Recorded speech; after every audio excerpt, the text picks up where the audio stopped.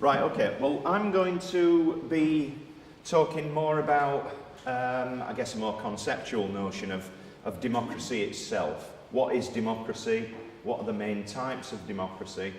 And ultimately, sort of drawing that towards how does that, how is it reflected within our society, within the Labour Party, etc. So I just want to start by looking at some definitions.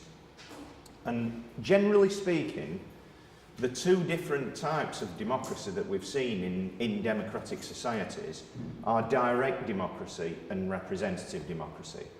Direct democracy, sometimes, as you can see on the board, sometimes known as participatory democracy. So if I just start with that, direct democracy is direct in the sense that people themselves make the key decisions on key topics of the day. So they don't do it via a representative, they make the decisions themselves, usually very directly in terms of gathering in one place. So for example, where we initially got,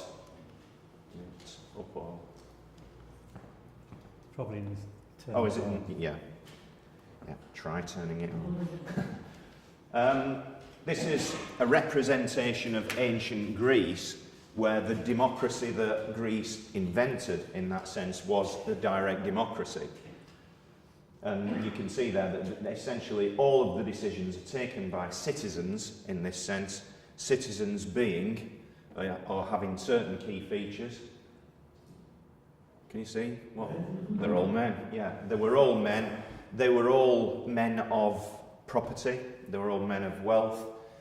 So even though the notion is that the Greeks invented democracy, they actually invented a very elitist form of democracy. It was about 10%, 15% of the whole Greek population that could actually vote, because it was men and it was citizens, and to be a citizen, you needed property.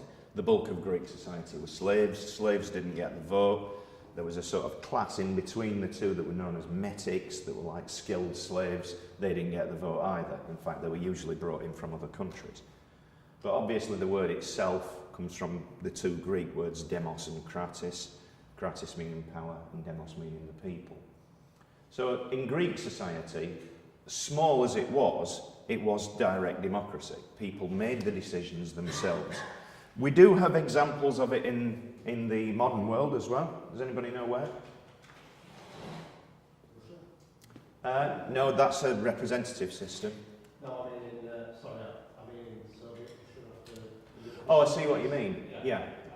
Actually, no, that was a representative model as well, but with certain sort of Soviet elements to it, effectively. Yeah. No, I can see what you mean there. This is what's known as a Landgemeinde, and a Landgemeinde is used as a method of direct democracy in Switzerland. So the Swiss system is effectively a direct democracy. It's a participatory democracy. So you can see here, this is one of the cantons, one of the 16 cantons in Switzerland. And they literally, as you can see, they literally gather in one place and by show of hands vote on certain either local or national issues. And the government in that sense is elected, but they're elected effectively as a sort of civil service. They're elected as an administrative body that carries out the wishes that are voted for directly. So it is operable, it's just not very widely used. In Switzerland, because they have the canton structure, it's feasible to operate a system of direct democracy. Obviously, in something like Britain, you could argue that in many ways it would be less feasible, because where would you get, say for example, you look at Leeds, probably 650,000 people. Even just in a city region, you're never going to get 650,000 people gathering in one place to vote directly. Suzanne, did you have a question? How often do they have to meet? If they're... Several times a year, yeah. But basically, one of the roles of the administrative government is to compile, from popular opinion, is to compile the key, effectively referenda issues that they're going to vote on that year. So obviously, somewhat controversially, they voted, was it 2 years ago, 3 years ago, to ban the building of additional mosques in Swiss cities.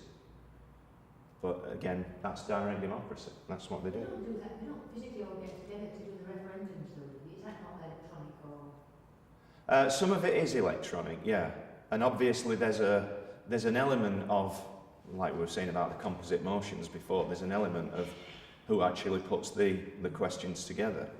Because one of the things about direct democracy is how do you phrase the question.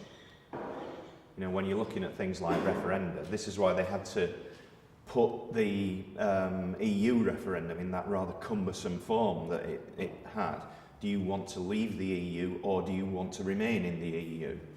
The reason they had to do that is because by phrasing it in a certain way, subliminally it tips you in one direction.